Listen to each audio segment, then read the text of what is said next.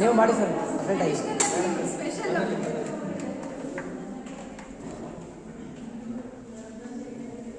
ಅವರು ಮುಖದಲ್ಲಿ ಆಗೋ ಬದಲಾವಣೆ ಎಲ್ಲ ನಾವು ನೋಡ್ಬೇಕು. ನಾವು ನೋಡ್ತಾ ಇದ್ದೀವಿ, ಅದಕ್ಕೆ ಯಾರು ಹೆಂಗೆ ಎಕ್ಸ್ಪ್ರೆಷನ್ ಕೊಡ್ತಾರೆ ಅಂತ. ಆ ಕಡೆ ಬರಬೇಕು. ನಾನು ಅದಕ್ಕೆ ಈ ಕಡೆ ಬಂದಿದ್ದು. ಬಂದಿದ್ದೀರಾ? ಸರ್ ಕಡಿಮೆ ಇತ್ತಲ್ಲ, ಸ್ವಲ್ಪ 14 ಮಂದಿ 4 ಮಂದಿ ಏನಾದರೂ ಬೇಕಿದ್ರೆ ಫೋನ್ ಮಾಡಿ, ಯಾರಾದರೂ ಕಳಿಸಿ. ಮೇಡಮ್ ಬಹುಶಃ ಇದೆಲ್ಲ ಟೆಸ್ಟ್ ಮಾಡ್ಲಿಕ್ಕೆ ಇರೋದು ಸಾಧ್ಯ ಇಲ್ಲ ಅನ್ಸುತ್ತೆ, ಚೇಂಜ್ ಮಾಡಿ.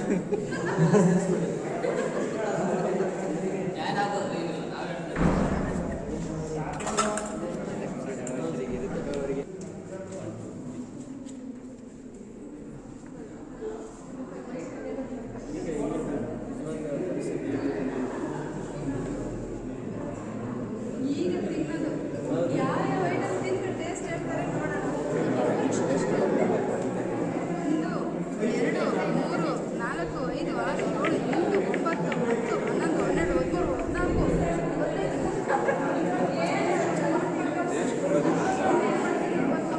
ಏನು ಹೇಳ್ತಾರೆ ಅವ್ರದ್ದೇನೋ ಅದಕ್ಕೆ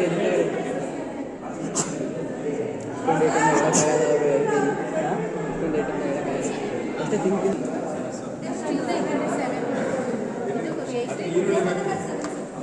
ಸ್ವಲ್ಪ ಈರುಳ್ಳಿ ಕೊಡ್ಬೇಕು, ಅಲ್ಲೇ ಟೇಸ್ಟ್ ಬಂದಾಗ.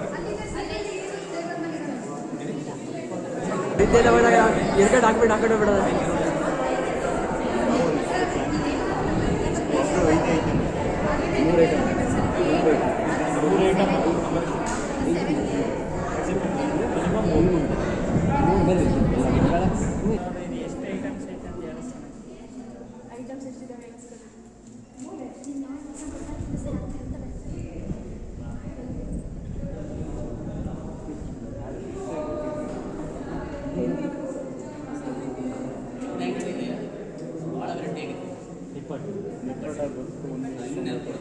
ಇಪ್ಪತ್ತು ಮಸಾಲ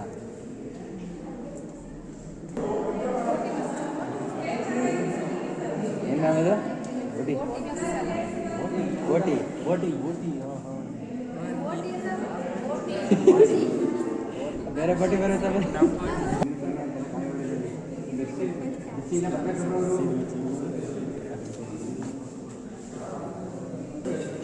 ಸರ್ ನಿಮಗೆ ಟೇಸ್ಟ್ ಅಲ್ಲ ಸರ್ ನಿಮಗೆ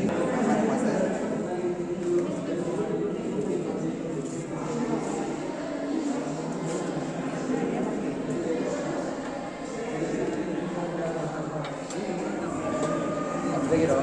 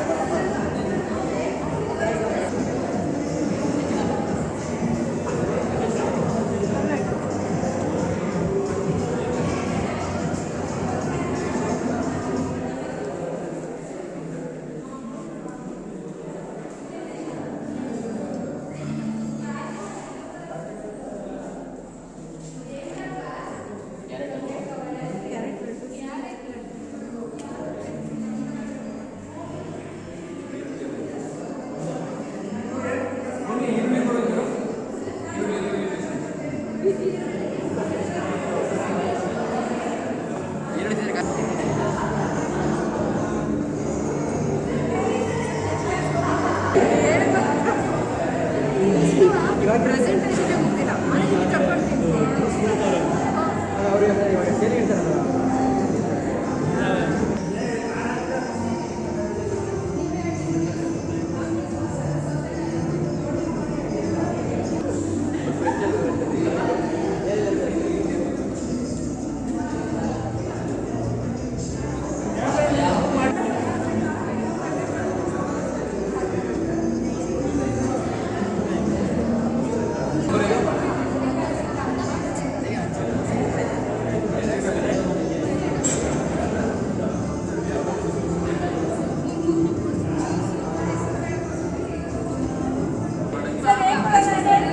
ಸರ್ ಜ್ಯೂಸ್ ಕೊಡೋಣ ಸರ್ ತಡಿಯಮ್ಮ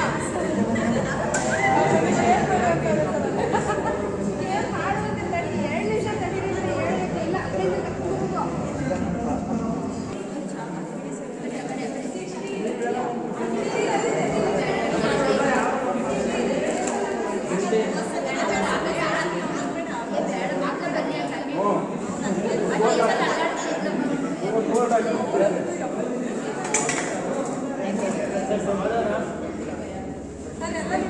ಸರ್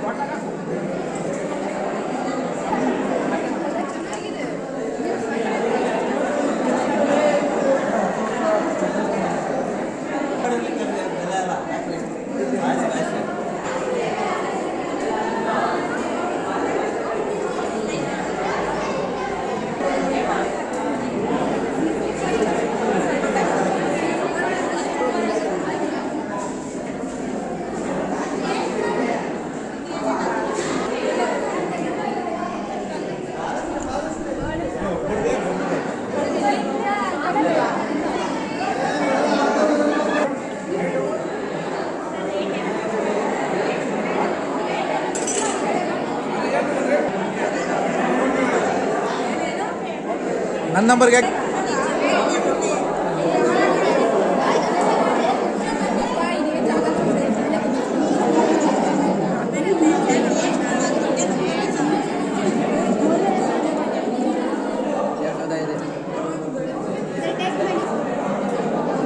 ಅವಲಕ್ಕಿ ಅಂದ್ರ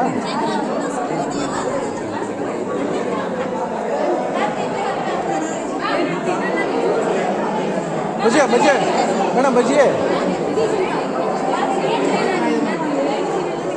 ಮಜ್ಜಿಗೆ ಮಜ್ಜಿಗೆ ಕುಡಿದು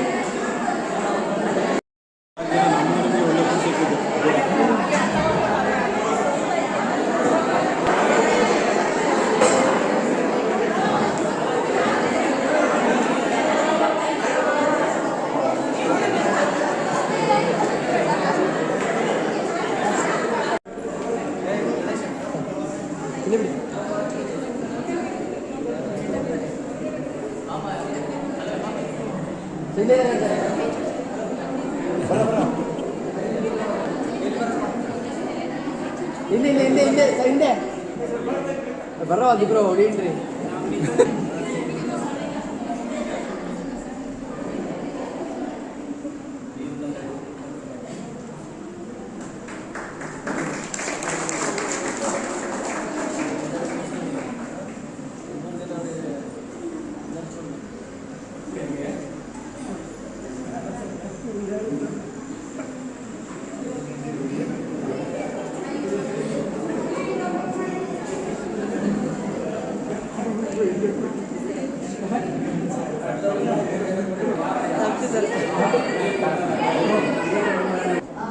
ಈ ಒಂದು ಕಾರ್ಯಕ್ರಮವನ್ನು ಆಯೋಜಿಸಿದಂತಹ ವಾಣಿಜ್ಯ ವಿಭಾಗಕ್ಕೂ ಕೂಡ ನನ್ನ ಮಾತುಗಳನ್ನ ಶುರು ಮಾಡ್ತೀನಿ. ವಿದ್ಯಾರ್ಥಿಗಳು ಬಹಳ ಉತ್ಸಾಹದಿಂದ ಅಡುಗೆಯನ್ನ ಮಾಡಿದ್ರಿ. ರುಚಿ ನೋಡಿದಾಗ ಅನಿಸಿದ್ದು ಪರವಾಗಿಲ್ಲ, ಎಲ್ಲರೂ ಒಳ್ಳೆ ಕುಕ್ ಆಗ್ಬೋದು ಅಂತ ಅನಿಸ್ತು. ಸೊ ಚೆನ್ನಾಗಿ ಮಾಡಿದ್ರಿ ಎಲ್ಲರೂ.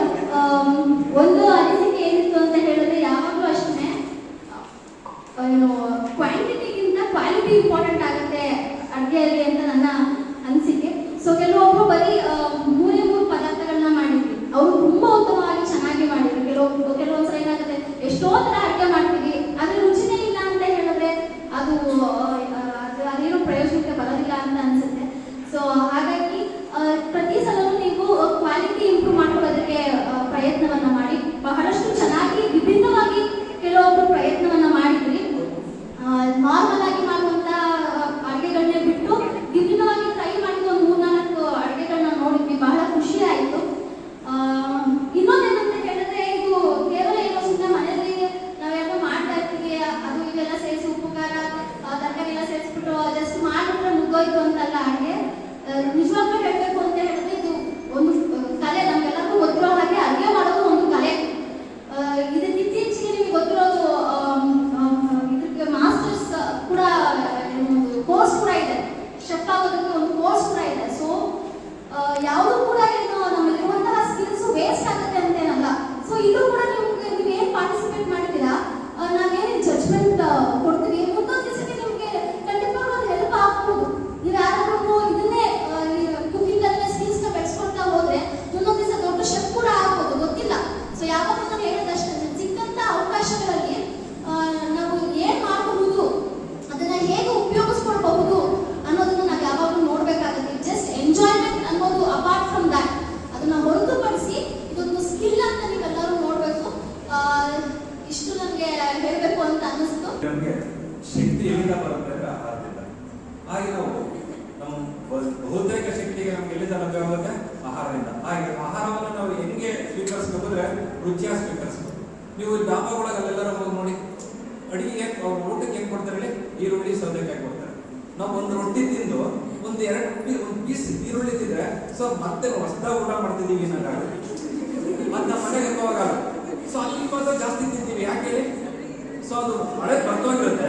ಸೊ ಈರುಳ್ಳಿ ತಿಂದಿದ್ದಾಗೆ ನಾವು ಹೊಸದಾಗಿ ಮತ್ತೆ ಊಟ ಮಾಡ್ತಿದ್ದೀವಿ ಅನ್ನೋಕ್ಕಾಗುತ್ತೆ. ಸೊ ಜಾಸ್ತಿ ಪ್ರಮಾಣದಲ್ಲಿ ಆಹಾರ ನಮ್ಮ ದೇಹಕ್ಕೆ ಹೋಗುತ್ತೆ, ಅವ್ರಿಗೂ ಲಾಭ ಆಗುತ್ತೆ, ಸೊ ನಮಗೂ ಲಾಭ ಆಗುತ್ತೆ. ಸೊ ಹಾಗೆ ಸೊ ನೋಡಿ, ನಮ್ಮ ಬದುಕಿಗೆ ಸೊ ನಮ್ಗೆ ಎನರ್ಜಿ ಬೇಕಂದ್ರೆ ಆಹಾರದಿಂದ. ನೀವು ಯಾವುದೇ ಆಹಾರ ಆಗಲಿ ರುಚಿಯಾಗಿರ್ಬೇಕು. ರುಚಿಯಾಗಿದ್ರೆ ಸೊ ಪ್ರಮಾಣ, ಕ್ವಾಲಿಟಿ ಚೆನ್ನಾಗಿದ್ರೆ ಕ್ವಾಂಟಿಟಿ ದೊಡ್ಡ ಪ್ರಮಾಣದ ದೇಹಕ್ಕೆ ಹೋಗುತ್ತೆ, ನಮ್ಗೆ ಎನರ್ಜಿ ಜಾಸ್ತಿ ಸಿಗುತ್ತೆ. ಸೊ ನಾವು ಮಾಡೋ ಕಾರ್ಯಗಳು ಉತ್ತಮವಾಗಿರುತ್ತೆ. ಸೊ ಎಲ್ಲರೂ ಭಾಗವಹಿಸಿದ್ರಲ್ಲ, ಎಲ್ಲರೂ ಗೆದ್ದಿದ್ದೀರ ಅಂತೇಳಿ ನೋಡ್ರಿ. ಆಹಾರ ಮಾಡೋದು ಅದೊಂದು ಕಲೆ, ಅದನ್ನ ಅಳವಡಿಸ್ಕೊಳ್ಬೇಕು. ಸೊ ನಾನು ಈಗ ಅಂತಿದ್ದೀನಿ ಅಂತಲ್ಲ, ನನಗೆ ತಿಂಡಿ ಇರ್ಬೋದು, ಅಡಿಗೆ ಮಾಡೋದೆಲ್ಲ ಕಲ್ತಿದ್ದೀನಿ. ಸೊ ಯಾಕೆಂದ್ರೆ ಅದೊಂದು ಕಲೆ. ನಮ್ಗೆ ಯಾರು ಇದ್ದರೂ ನಾನು ರುಚಿಯಾಗಿ ಮಾಡ್ಕೊಂಡು ತಿನ್ಬೇಕು. ನಾನು ಏನಾದ್ರು ಅಡುಗೆ ಮಾಡಿದ್ರೆ ಸ್ಟೇಟಸ್ ಅಲ್ಲಿ ಆಗ್ತಿರ್ತೀನಿ, ಕಳಿಸ್ತಿರ್ತೀನಿ ನಮ್ಮ ಮೇಡಮ್ ಅಲ್ಲಿ. ನಾನು ಜಾಮೂನ್ ಮಾಡಿದ್ರೆ, ಏನೋ ಸ್ವೀಟ್ ಮಾಡಿದ್ರೆ ನನಗೆ ಬೇರೆ ಮಾಡೋದು ಇಷ್ಟ ಆಗಲ್ಲ ಕೆಲವೊಂದು. ಸೊ ಹಾಗಾಗಿ ಇಲ್ಲಿ ಒಂದು ಆಹಾರ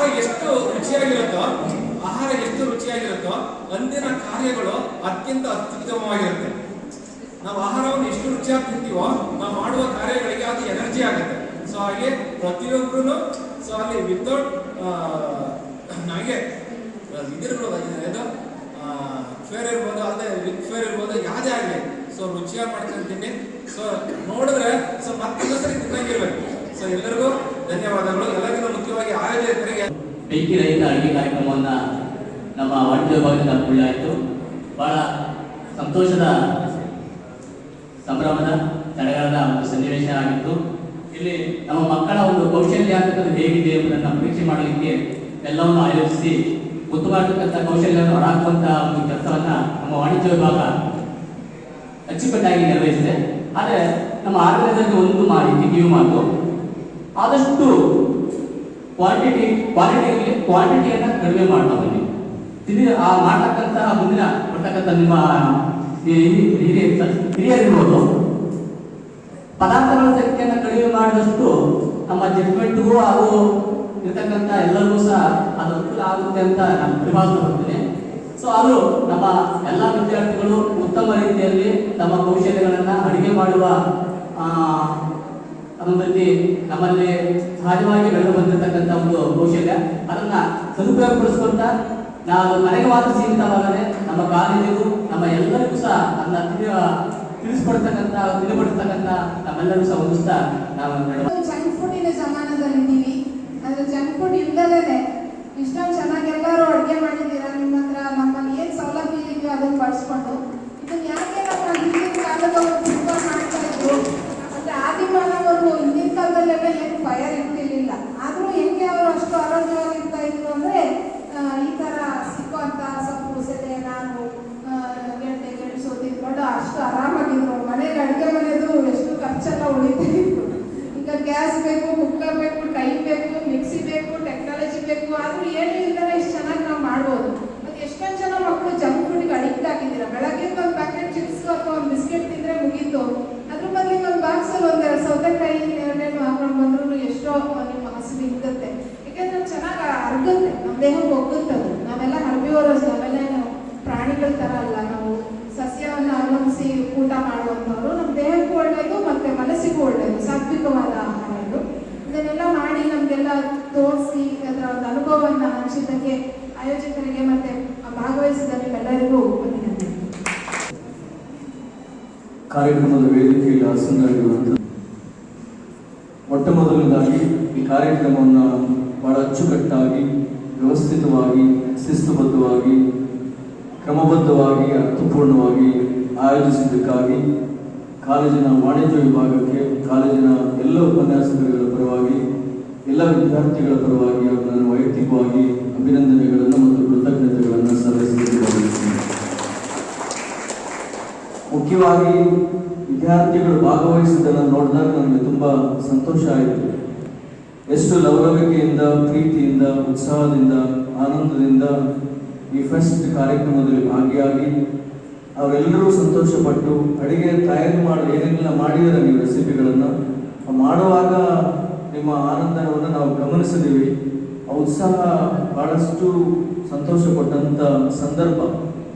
ಆ ಕಾರಣಕ್ಕಾಗಿಯೇ ಈ ಕಾರ್ಯಕ್ರಮವನ್ನು ಆಯೋಜಿಸಬೇಕು. ಈಗಾಗಲೇ ನಿರೂಪಕರು ಹೇಳಿದಾಗೆ ವಿದ್ಯಾರ್ಥಿಗಳಲ್ಲಿ ಉದ್ಯಮಶೀಲತೆಯ ಗುಣವನ್ನು ಬೆಳೆಸಬೇಕು. ಅವರಲ್ಲಿ ಅಡುಗೆ ಮಾಡುವ ತಯಾರಿಕೆಯ ಕೌಶಲ್ಯ ಏನಿದೆ ಅದನ್ನು ಹೊರತರಬೇಕು.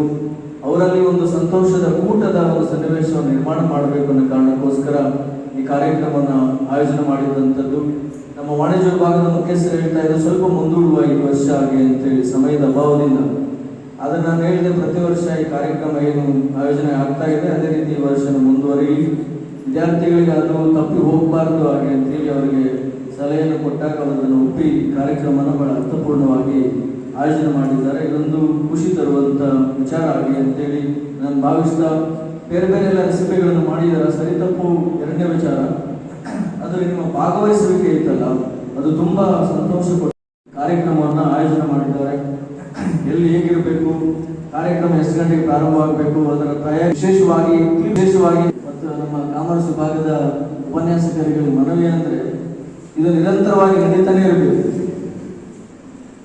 ವಾರಕ್ಕೊಂದ್ಸಲ 15 ದಿವಸ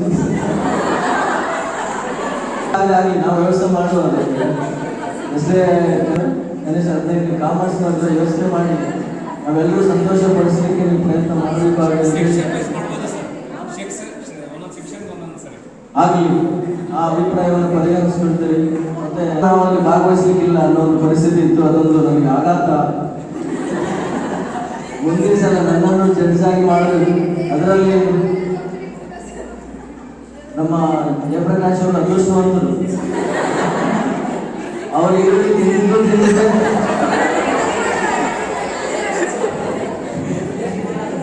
ಹೇಳ್ತಾ ಇದ್ರು ಕೇಸ್ ಗೊತ್ತಾಗಲ್ಲ ಹಾಗೆ ಅಂತ ಹೇಳಿ. ಈಗ ತಾನೇ ಅವ್ರು ಹೇಳಿದ್ರು ಊಟ ಮಾಡಿ ಈರುಳ್ಳಿ ತಿಂದ್ರೆ ಹಿಂದಿನ ಮರ್ತಾ ಹೋಗುತ್ತೆ, ಸ್ಟಾರ್ಟ್ ಮಾಡ್ಕೊಳ್ಳೋದು ಹಾಗೆ ಅಂತ ಹೇಳಿ. ಬಹುಶಃ ನೀವೆಲ್ಲರೂ ತುಂಬಾ ಖುಷಿ ಪಟ್ಟಿದ್ದೀರ ಹಾಗೆ ಅಂತೇಳಿ. ಸಮಯ ಮೀರಿ ಹೋಗ್ತಿದೆ. ನಿಮ್ಮೆಲ್ಲರ ಭಾಗವಹಿಸುವಿಕೆಗೆ ನಾನು ಎಲ್ಲರ ಪರವಾಗಿ ಅಭಿನಂದನೆಗಳನ್ನು ಮತ್ತು ಕೃತಜ್ಞತೆಗಳನ್ನು, ನಿರೂಪಕರು ಒಳ್ಳೆ ಶ್ರಮಪಟ್ಟು ಮಾಡಿದ್ದಾರೆ. ವಾಣಿಜ್ಯ ವಿಭಾಗಕ್ಕೆ ನಾನು ಅಭಿನಂದನೆಗಳನ್ನು ಸಲ್ಲಿಸ ಭಾಗವಹಿಸಿದಂಥ ಎಲ್ಲ ಉಪನ್ಯಾಸಕರು ನಿಮಗೆ ಪ್ರೇರಣೆ ನೀಡಿದ್ದಾರೆ. ಈ ಪ್ರೇರಣೆ ಉತ್ಸಾಹ ಸದಾ ಹೀಗೆ ಮುಂದುವರಿಯಲಿ ಹಾಗೆ ಅಂತ ಹೇಳಿ ನನ್ನ ಮಾತುಗಳನ್ನು ಮುಗಿಸ್ತೀನಿ. ನಮಸ್ಕಾರ. ಅಡುಗೆ ಮನೆ ಕಾರ್ಯಕ್ರಮದಲ್ಲಿ ಅಳವಡಿಸುವಂತ ಇಲ್ಲಿ ಯಾವುದು ಸೋಲಲ್ಲ, ಯಾವುದು ಜಯವಲ್ಲ, ಗೆದ್ದಿರೋದು PMS ಫ್ಯಾಮಿಲಿ ಅಂತೇಳಿ ಪರಿಭಾವಿಸ್ತಾ ಅದರಲ್ಲೂ ಸಹ ವಿಶೇಷವಾಗಿ ನಮ್ಮ BMS ಕುಟುಂಬದ ಕೌಶಲ್ಯವನ್ನು ಹೊರಹಾಕುವಂತ ಪ್ರಯತ್ನದಲ್ಲಿ ಬಹುದೊಡ್ಡ ಸಾಧನೆ ಮಾಡಿದಂತಹ ವಿದ್ಯಾರ್ಥಿಗಳ ಗುಂಪು ಇಲ್ಲಿದೆ. ಅದರಲ್ಲಿ ನಮ್ಮ 3 ಜನ ತೀರ್ಪುಗಾರರು ಯಾವುದೇ ಕಲ್ಮಶವಿಲ್ಲದೆ ಪಾರದರ್ಶಕವಾಗಿ ಅಂಕಗಳನ್ನು ಕೊಟ್ಟು ತಾವು ಮಾಡಬೇಕಂತ ಥಿಂಗ್ಸ್ಗೆ ಪರಿಕರಕ್ಕೆ ಉತ್ತಮವಾದಂತಹ ಅಂಕಗಳನ್ನು ನೀಡಿ ಅದರಲ್ಲಿ ತೃತೀಯ ಸ್ಥಾನವನ್ನ